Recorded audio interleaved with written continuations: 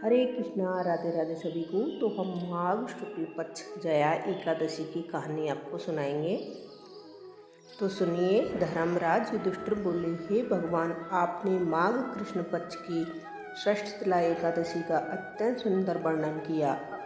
अब आप कृपा करके माघ शुक्ल एकादशी का वर्णन कीजिए। इसका क्या नाम है, इसका फल क्या है और विधि क्या है, इसमें कौन से देवता का पूजन किया जाता है। श्री कृष्ण कहने लगे, हे राजन, माघ शुक्ल एकादशी का नाम जया एकादशी है। इसका व्रत करने से मनुष्य ब्रह्म हत्या आदि पापों से छूटकर मोक्ष को प्राप्त होता है तथा इसके प्रभाव से भूत पिशाच आदि योनियों से मुक्ति हो जाती है। इस व्रत को विधि पूर्वक करना चाहिए। अब मैं तुमसे इसकी पौराणिक कथा कहता हूँ, तुम ध्यान पूर्वक सुनो। एक समय देवराज इंद्र अपनी इच्छा अनुसार नंदन वन में अप्सराओं के साथ विहार कर रहे थे और गंधर्व गान कर रहे थे। उन गंधर्वों में पुष्पदंत चित्रसेन तथा उसकी स्त्री मालिनी भी थी। मालिनी की एक कन्या पुष्पावती तथा पुष्पदंत गंधर्व का पुत्र माल्यवान भी वहां उपस्थित थे। गंधर्व कन्या पुष्पावती ने माल्यवान को देखा तो उस पर मोहित होकर अपने रूप लावण्य और हाव भाव से माल्यवान को आकर्षित करने की चेष्टा करने लगी।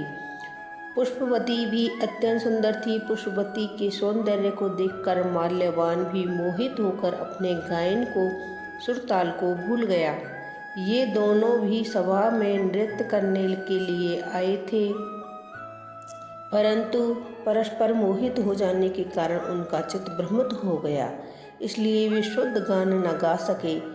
इनके ठीक प्रकार न गाने से तथा ताल स्वर ठीक न होने से इंद्र कुपित हो गए और इसमें अपनी अपमान समझकर उनको श्राप दे दिया और कहा, तुमने मेरी आज्ञा का उल्लंघन किया है तथा संगीत साधना को, पवित्रता को नष्ट करके देवी सरस्वती की पूजा में तुमने विघ्न डाला है।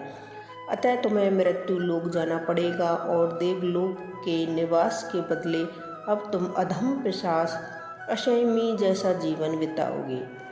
इंद्र का ऐसा श्राप सुनकर वे अत्यंत दुखी हुए और हिमालय पर्वत पर पिशाच बनकर दुखपूर्वक अपना जीवन व्यतीत करने लगे।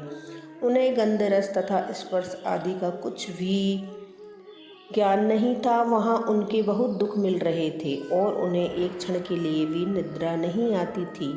उस जगह अत्यंत सर्दी थी। उनके रोम रोम खड़े रहते थे और दांत बसते रहते थे। एक दिन पिशाच ने अपनी स्त्री से कहा, अगले जन्म में हमने ऐसा कौन सा पाप किए थे जिससे हमको ये दुखदायी पिशाच योनि प्राप्त हुई।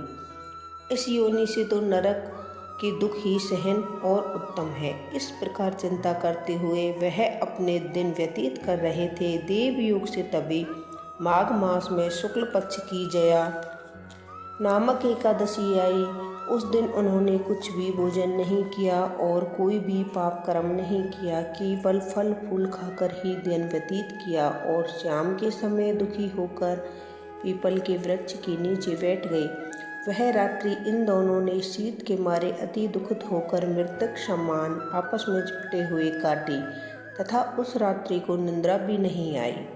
दूसरे दिन प्रभात होते ही जया एकादशी के उपवास और रात्रि जागरण से उनकी 50 योनि छूट गई। अत्यंत सुंदर गंधर्व और अप्सरा की देह धारण कर सुंदर वस्त्र भूषणों से अलंकृत होकर उन्होंने स्वर्गलोक को प्रस्थान किया। उस समय आकाश में देवता तथा गंधर्व उनकी स्तुति करते हुए पुष्प वर्षा करने लगे। स्वर्गलोक में जाकर उन दोनों ने देवराज इंद्र को प्रणाम किया। इंद्र इनको पहले रूप में देखकर अत्यंत आश्चर्यचकित हुए और पूछने लगे, तुम्हें अपनी 50 योनि से किस प्रकार मुक्ति मिली है, उसका वृत्तांत कहो। माल्यवान बोला, है देवेंद्र, भगवान विष्णु की कृपा से जया एकादशी के व्रत के प्रभाव से हमारी पिशाच देह छूट गई है।